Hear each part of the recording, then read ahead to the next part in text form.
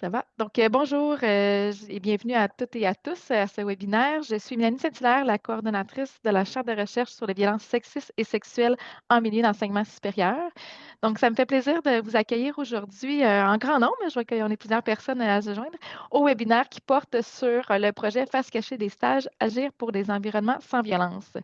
Donc, je suis accompagnée aujourd'hui de mes collègues qui travaillent sur le projet, une équipe formidable, croyez-moi. Vous allez avoir la chance de rencontrer quelques personnes qui vont prendre la parole aujourd'hui. Donc, dans le cadre de ce webinaire, on vise à vous présenter là, les grandes lignes du projet et également à vous exposer là, les outils promotionnels que nous avons conçus pour la phase de recrutement pour laquelle nous allons solliciter là, votre collaboration. Donc, avant de passer la parole à ma collègue pour présenter le projet, j'aimerais dire quelques grandes lignes là, sur la chaire de recherche. Donc, c'est une chaire qui a été créée en 2018, qui est financée par le ministère de l'Enseignement supérieur et qui est sous la titularisation de Manon Bergeron, qui est présente aujourd'hui, et qui donc, est professeur-chercheur au département de sexologie à l'UQAM. Donc, la mission de la chaire est de contribuer à la prévention des violences sexistes et sexuelles en milieu d'enseignement supérieur. Elle se base sur une programmation qui s'appuie sur trois axes que vous voyez à l'écran, mais qui se résument en trois mots-clés. Donc, l'observation, l'évaluation et la mobilisation. Donc, si vous voulez en savoir plus sur notre chaire, on va vous inviter à aller sur notre site web pour en connaître plus, parce que le cœur d'aujourd'hui est de vous parler du projet Face cachée des stages. Donc, je vais céder la parole tout de suite à ma collègue Manon, donc qui est la titulaire de la chaire. Manon, c'est à toi. Merci, Mélanie. Alors, bon, vous l'avez eu à travers là, le courriel que vous avez reçu, mais juste rappeler que les objectifs de ce grand projet sont triples. Dans le fond, le premier, c'est vraiment de documenter l'ampleur et les caractéristiques des violences à caractère sexuel en contexte de stage universitaire. On vise aussi à étudier le rôle du climat des milieux de stage. Donc, pour les personnes qui auraient vécu des violences, mais aussi pour celles qui n'en ont pas vécu, on cherche à avoir au niveau du sentiment, par exemple, de sécurité ou d'équité. Et le troisième, on vise à mieux comprendre les expériences des personnes stagiaires qui ont vécu une violence et on veut savoir dans leur parcours de signalement quels, par exemple, ont été les obstacles ou les facilitateurs et de même que l'accompagnement qu'elles ont eu, soit de la part de l'établissement, des milieux de stage. On pourrait penser aussi aux ordres professionnels. Donc, voilà. Et donc, ce projet-là de grande envergure comprend plusieurs personnes dans l'équipe de recherche que vous voyez ici à l'écran. Donc, quelques personnes présentes aujourd'hui, donc ça me fait bien plaisir. Donc, cette équipe-là travaille depuis plus de 15 mois pour mettre en place le questionnaire qui sera lancé sous peu.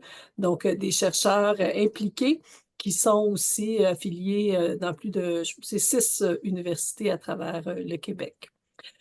Aussi, donc, ce projet, on a la chance d'avoir un comité stratégique de plus d'une trentaine de personnes qui se réunit 1 à 2 fois par année, qui sont par exemple des recteurs d'université, des associations étudiantes, des ordres professionnels, les bureaux d'intervention contre les vax. Donc, qui sont vraiment pour nous un comité pour réfléchir avec nous, en fait, aux différents enjeux et éventuellement aux recommandations qu'on pourrait mettre par cette recherche-là. Donc, le projet, si on plonge directement, donc peut-être faire une petite parenthèse. Donc, vous avez vu, dans le fond, notre visuel. Le grand point d'interrogation, dans le fond, il n'est pas là pour rien. Il peut évoquer, dans le fond, les doutes possibles lorsqu'une personne vit des situations. Donc, il peut se demander, est-ce que c'est vraiment de la violence? Est-ce que c'est vraiment du sexisme? Donc, peut se poser des questions à savoir si c'est vraiment ce type de geste-là. Le point d'interrogation aussi, parle de l'hésitation à signaler. Donc, les personnes qui peuvent avoir vécu une situation, donc peuvent se dire, est-ce que je dois signaler, est-ce que je devrais signaler ou pourquoi je le ferais? Donc, ce point d'interrogation-là, vraiment est porteur de ces différents questionnements. Donc, le questionnaire en ligne qui sera très, très bientôt disponible. Donc, quand on dit que c'est une enquête d'envergure, le nombre de personnes ciblées est de 7500 personnes. Donc, on a besoin d'un très grand nombre de personnes qui vont nous aider, qui vont collaborer à travers cette enquête-là. Donc, essentiellement, on cherche des personnes qui ont réalisé un stage depuis septembre 2022, ça c'est important, dans un programme universitaire soit francophone, anglophone ou à l'École du barreau du Québec. Et comme deuxième, je dirais, là, volet, il y a un volet qualitatif qui est de faire des entrevues auprès des personnes qui auront vécu une situation de violence à caractère sexuel. Donc, et on va vouloir connaître leur expérience à travers ce parcours-là. C'est aussi une enquête d'envergure parce que vous voyez que ça couvre à peu près tous les domaines d'expertise. Donc, les domaines, c'est-à-dire les domaines d'études, donc sciences de la gestion, droit, sciences et génie, sciences humaines et sociales, sciences de la santé, sciences de l'éducation. Donc, ça couvre à peu près tous les domaines pour avoir un portrait vraiment très diversifié à travers le Québec. Et donc, ça débute bientôt. L'enquête, vous le savez, c'est à partir du 28 janvier. Et le recrutement, vraiment, c'est de faire en sorte que les personnes participent, donc répondent aux questionnaires en ligne qui seraient confidentiels, évidemment, et anonymes, et dont la durée approximative là, varie entre 20 et 25 minutes là, selon, dans le fond, les différentes personnes qui vont y répondre. Et bon, alors on passe à Laurie. Oui, bonjour. Manon, on a des questions dans le chat. Je ne sais pas si on y répond maintenant ou on attend à la fin. On va attendre à la fin. On va attendre à la fin, parfait. Vous pouvez donc poser vos questions dans le chat, puis on va prendre un moment à la fin pour tous y répondre. Donc, pour la trousse de diffusion, en fait, on vous fournit une trousse de diffusion clé en main là, que vous allez pouvoir utiliser pour diffuser sur vos différents réseaux. D'abord, je vais vous montrer plus explicitement de quoi il s'agit, mais d'abord, il y a une affiche numérique là, qui a été créée qui peut être imprimée aussi là, pour afficher sur les babillards de votre organisation. On a créé aussi un courriel type avec un bandeau là, avec le visuel du projet que vous allez pouvoir diffuser via vos listes de diffusion. On a créé aussi des visuels pour les différents réseaux sociaux avec des pistes de rédaction. Donc, tout va être là. Vous allez simplement avoir besoin de télécharger le contenu, copier-coller le texte et vous allez pouvoir partager. Et on a fait la même chose aussi pour ce qui est d'une infolettre. Donc, si vous avez une infolettre dans votre organisation et que vous prévoyez en diffuser une, là, disons, dans le prochain mois, à partir du 28 janvier, bien sûr, vous allez pouvoir là, mettre un petit texte et le visuel qu'on a prévu aussi dans votre infolettre pour diffuser notre appel à participation. Et tout ça va être disponible via un Google Drive, donc on va vous fournir le lien là, dans le chat là, tout de suite après la présentation. Et je vous montre à l'instant à quoi ça ressemble. Ce ne sera pas long.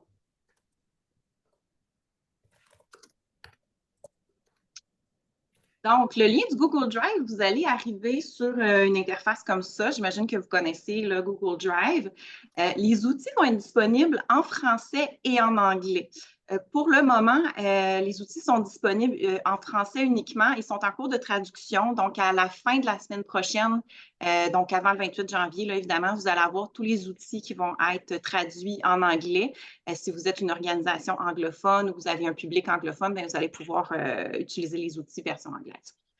Donc, si on sélectionne, là, par exemple, la version française, vous allez retrouver là, les différentes catégories. Donc, la fiche pour l'impression d'abord. Si on sélectionne dessus, vous allez simplement pouvoir l'ouvrir et la télécharger. Donc, ça, c'est la fiche, là, par exemple, qui est disponible en format numérique, qui est un format qui peut être imprimable aussi. Donc, vous avez simplement à la télécharger et vous y avez accès. Ensuite, pour ce qui est du courriel, quand on clique donc, sur courriel, vous avez d'abord le courriel type. Donc, c'est un document Word dans lequel vous allez retrouver là, vraiment un courriel type vous pouvez tout simplement copier et coller le courriel qui est ici. On a même mis l'objet, tout est là. On a quelques petits commentaires. Si vous êtes de l'École du barreau du Québec, vous pouvez remplacer là, pour un stage réalisé à l'École du barreau depuis septembre 2022 plutôt que pour un programme universitaire, étant donné que ce sont deux appellations différentes. Et vraiment, vous avez toute l'information dans le courriel. Vous avez aussi les liens pour les questionnaires.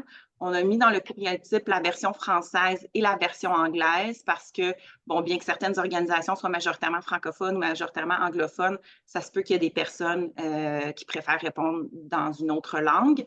Donc, vous avez les deux versions.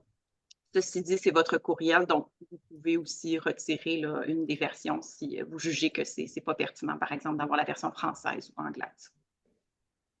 Donc, je vais vous laisser le lire là, plus tard, mais vous avez vraiment toute l'information qui est à diffuser dans ce document-là.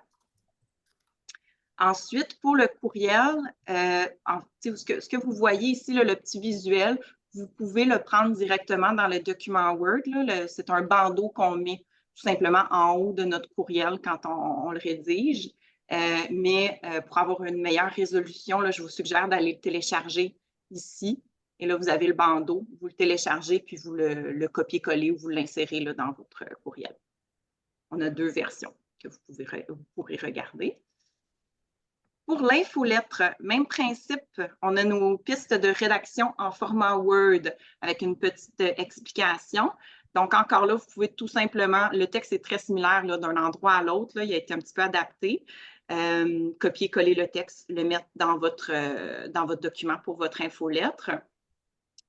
Et ici, ce que vous avez, c'est 3 fois la même image. C'est vraiment juste des formats différents.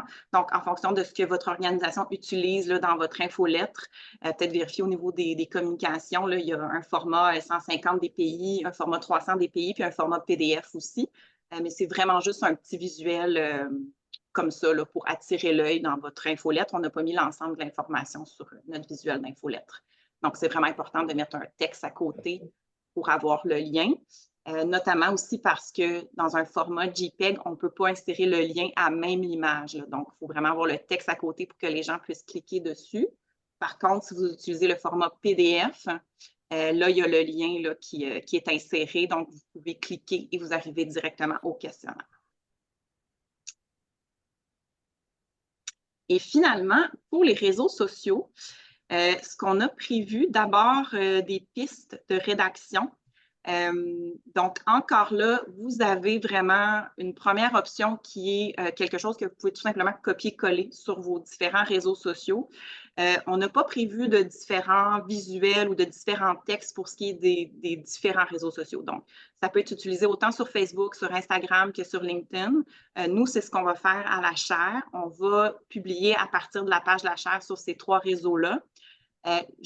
On vous a mis en fait les dates là, auxquelles notre diffusion va se faire pour ce qui est des 2 premières semaines de recrutement. On va probablement poursuivre plus longtemps que ça, mais là, pour l'instant, c'est ça qui a été déterminé. Donc, si c'est plus facile pour vous, vous pourrez aussi partir tout simplement d'une page de la chaire, par exemple, la page Facebook de la chaire, et partager la publication qui aura été diffusée à partir de la page de votre organisation. Sinon, si vous voulez faire une publication planifiée, bien là, à ce moment-là, vous pouvez prendre le texte puis vraiment le copier-coller dans votre planification. Donc voilà, vous avez tout le texte ici. On a mis quand même une deuxième option si vous souhaitez, vous sentez créatif et que vous avez vraiment envie de rédiger quelque chose de plus propre à votre institution. On vous invite seulement là, à mettre minimalement ces éléments-là qui sont des éléments essentiels là, à l'enquête, entre autres les liens. Mais après ça, si vous voulez composer autour de ça, libre à vous de le faire. Et pour ce qui est des visuels pour les réseaux sociaux, il y a 4 options. Ce sont 4 carrousels différents. Quand je vous parlais tout à l'heure des dates là, auxquelles nous, on va diffuser, donc les 2 premières semaines, on va diffuser 2 fois par semaine. Et donc, la première fois, on va diffuser le premier carrousel d'images, la deuxième fois, le deuxième carrousel d'images, et ainsi de suite jusqu'à la 4e date. Ceci dit, il n'y a pas d'ordre à proprement dit. Donc, vous pouvez tous les regarder, puis s'il y en a un que vous préférez, puis que vous ne pensez pas être en mesure de diffuser 4 fois, bien, vous pouvez choisir celui que vous préférez, là, c'est pas grave, vous n'êtes pas obligé de prendre le premier nécessairement. Puis un carrousel, je vous montre à quoi ça ressemble. C'est vraiment une série de 3 petites images, par exemple, là, qui sont faites en format carré pour que ça puisse fonctionner avec Instagram notamment, mais ça fonctionne aussi pour Facebook puis LinkedIn, comme je mentionnais. Et là, vous avez votre visuel, ce qui sert vraiment à attirer l'œil, parce qu'un texte seulement, on le sait que c'est moins intéressant là, pour le public. Donc, on a un visuel, puis il faut vraiment mettre les 3 images. Donc, on a notre première image, deuxième image, troisième image, et c'est ce qu'on appelle un carrousel. Donc, c'est vraiment une série de 3 images. On télécharge les 3 et on les met ensemble dans une publication. Et vous avez donc 4 choix de carrousel.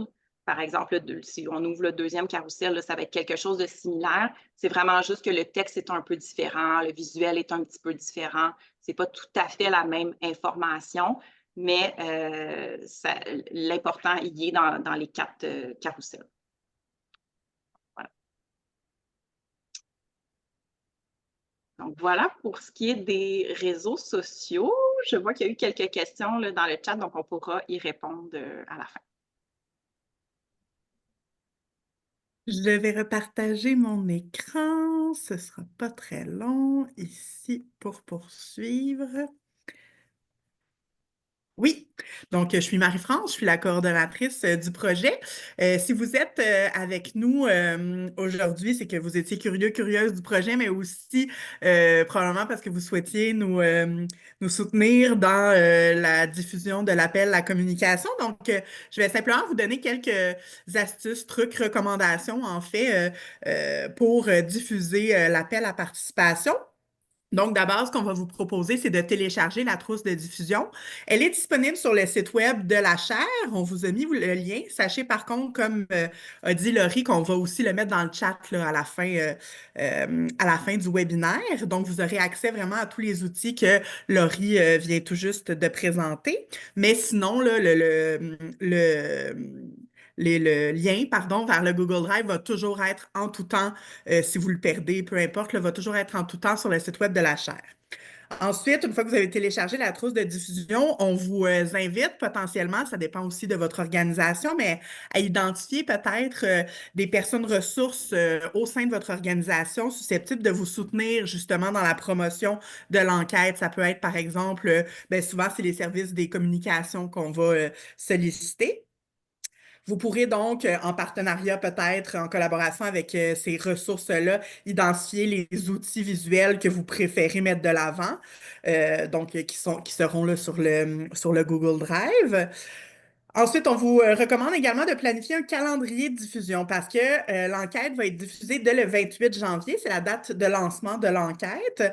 Le recrutement va durer quelques semaines, mais on vous invite à déterminer le meilleur moment au sein de votre organisation, de votre établissement pour transmettre, diffuser l'appel à participation. Si ce n'est pas le 28 janvier, c'est tout à fait correct. C'est important souvent pour les organisations de tenir compte de l'agenda plus global pour éviter de recevoir plusieurs courriels la même journée, etc. Donc, vous avez le choix là, de la date de diffusion, mais c'est important de ne rien diffuser avant la date de lancement, évidemment, qui est le 28 janvier. Mais donc, vous pourrez déterminer le meilleur moment avec, par exemple, le soutien des communications. Ensuite, on vous invite aussi à planifier une liste d'envoi. Ça, souvent, les établissements, par exemple, universitaires, vont avoir besoin d'un certain moment pour préparer la liste d'envoi. Donc, c'est souvent préférable de le faire un peu d'avance et non la journée même où on souhaite diffuser, là. Donc, vous pouvez en amont là, commencer à préparer la liste d'envoi. Oui, voilà, je vais faire quelques précisions tantôt, mais donc voilà, donc c'est un peu les recommandations principales.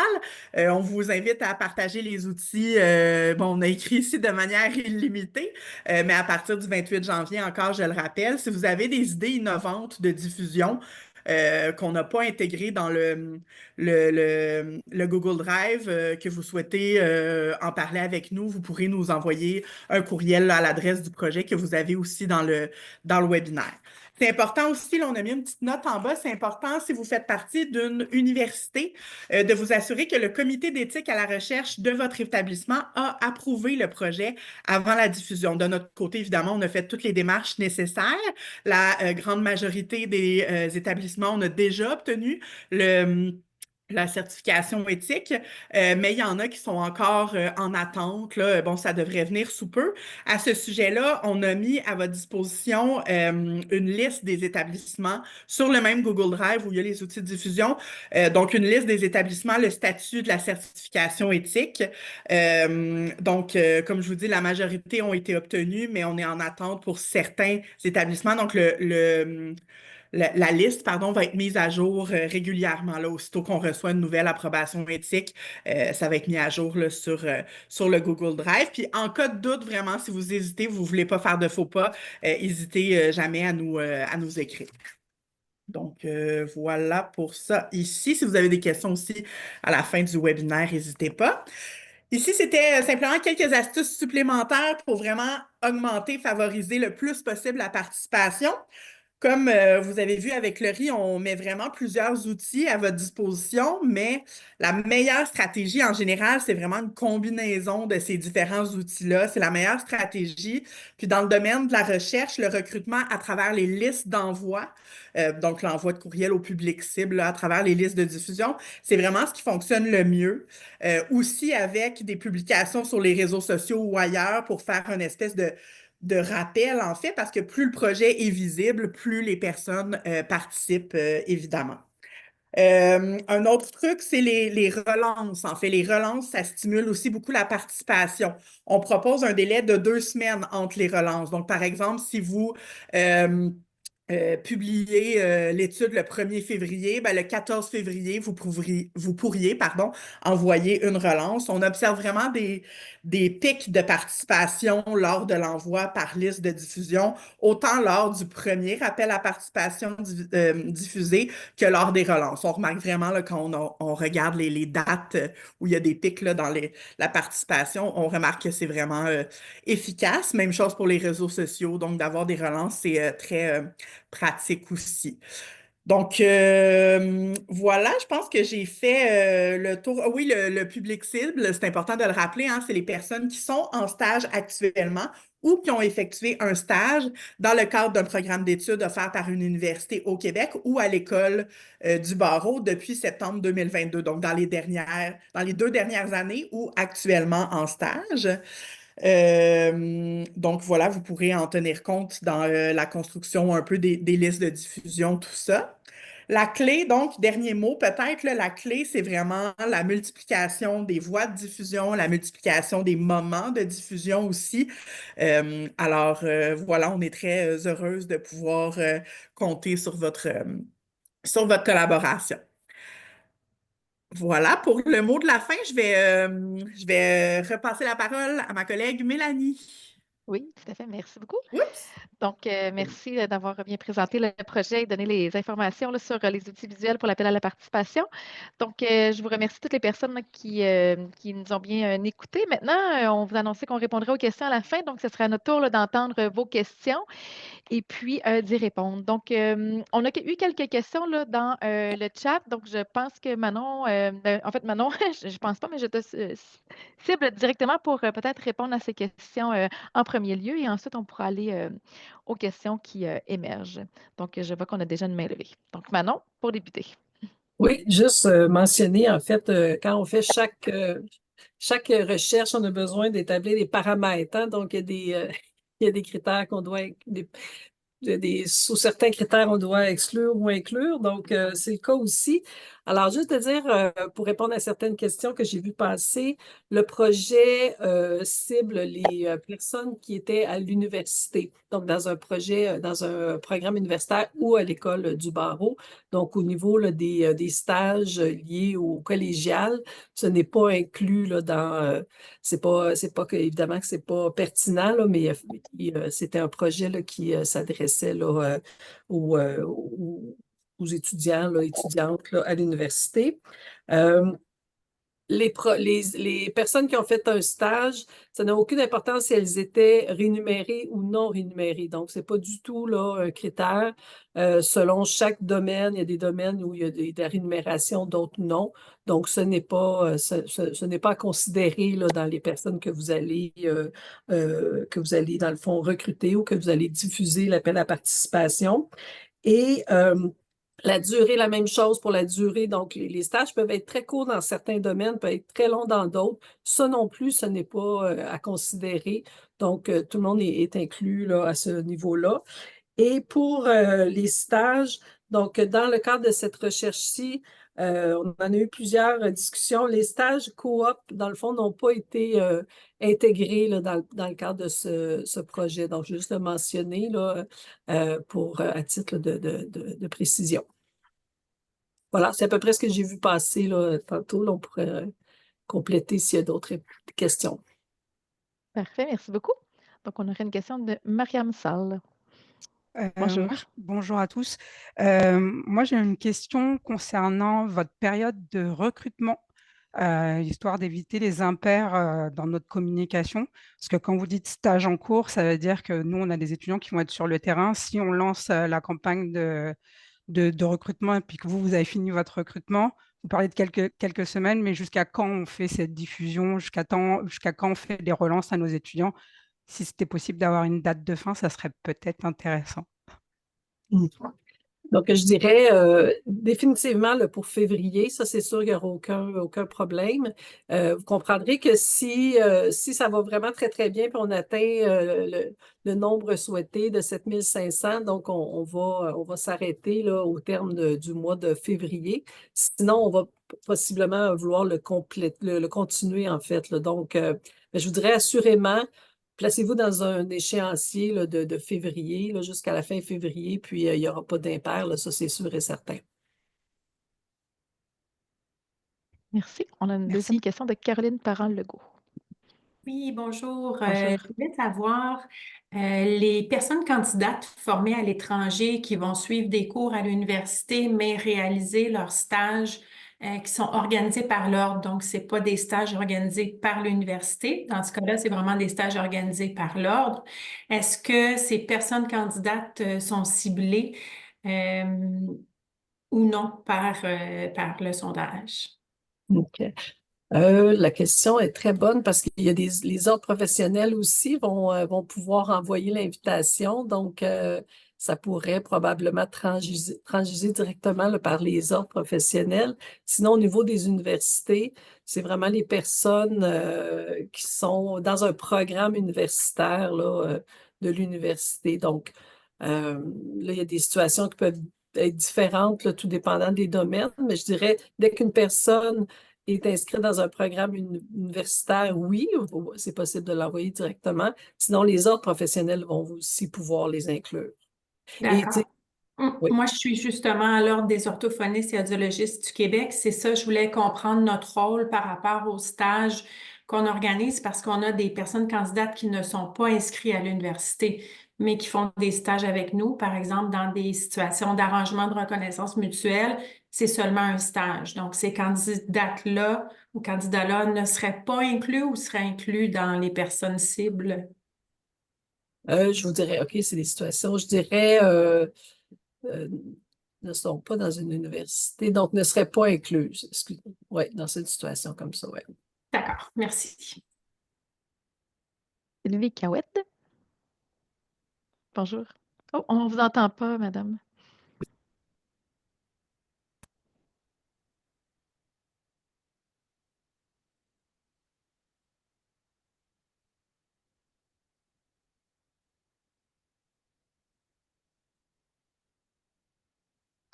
Ben, une technique qu'on va régler.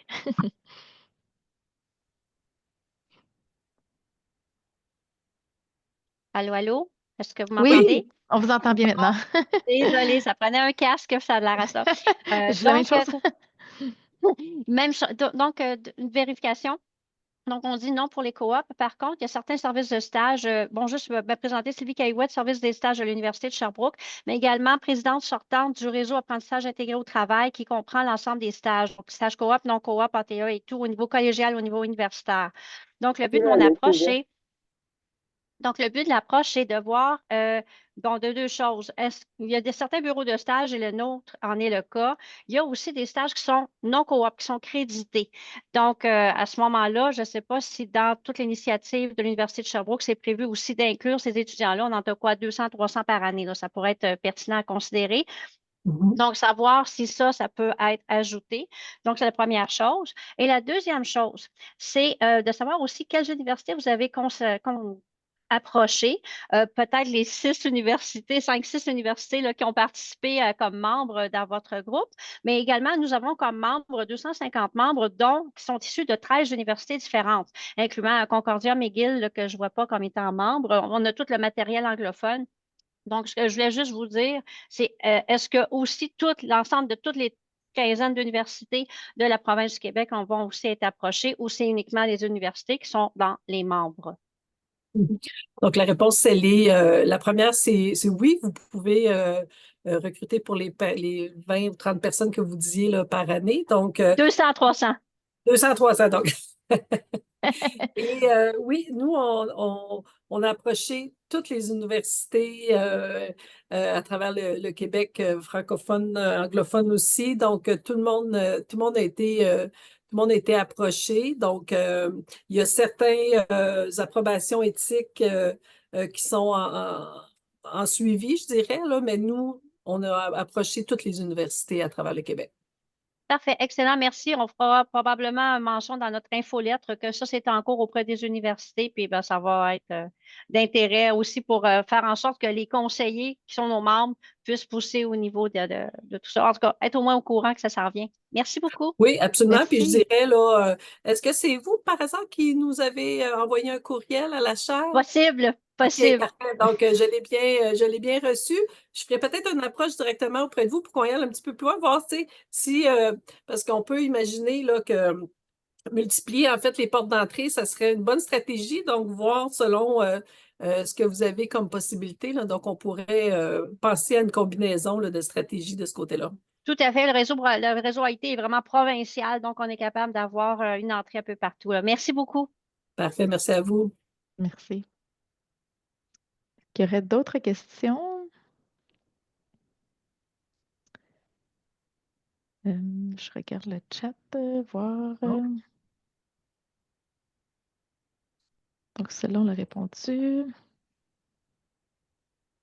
Si vous avez aussi des questions, parce qu'on parlait justement au niveau de l'éthique, si vous êtes, nous, il y a la presque grande majorité là, des universités, là, on a obtenu l'approbation. Si vous êtes dans l'hésitation, n'hésitez pas là, à nous écrire aussi là, pour qu'on puisse là, vous clarifier. Des fois, c'est une question de jour parce que si vous connaissez la mécanique, c'est qu'il y a des approbations je dirais, là, conditionnel. Il faut juste redonner une confirmation ou faire une petite modification dans quelque chose, puis après, on peut obtenir l'approbation finale. Donc, c'est pas parce qu'on ne l'a pas que c'est problématique. C'est juste que des fois, on est dans le délai de quelques jours là, pour bien ficeler là, avec chaque université là, à travers le Québec. Excellent, merci. Donc, je pense qu'on a répondu à l'ensemble des questions qui étaient dans le chat et qui ont été, il n'y a pas d'autres mains levées. Donc, j'ai mis aussi là, dans le chat l'adresse, si vous avez des nouvelles questions qui émergent, n'hésitez pas à nous écrire, nous serons en mesure là, d'y répondre. Donc, je vous remercie encore pour votre participation aujourd'hui à ce webinaire. Donc, on avait annoncé à 30 minutes avec quelques questions supplémentaires, donc on arrive bien dans les temps. Donc, je suis certaine que notre mobilisation de tous et de toutes autour de ce projet là, va permettre là, de bâtir là, des milieux de stage qu'on va dire sécuritaires, respectueux et inclusifs. Donc, merci, puis merci de votre collaboration pour l'appel à la participation. Au revoir, bonne journée. Merci beaucoup. Plaisir de vous présenter les résultats dans un grand... Oui! Éventuellement. Merci, bonne fin de journée.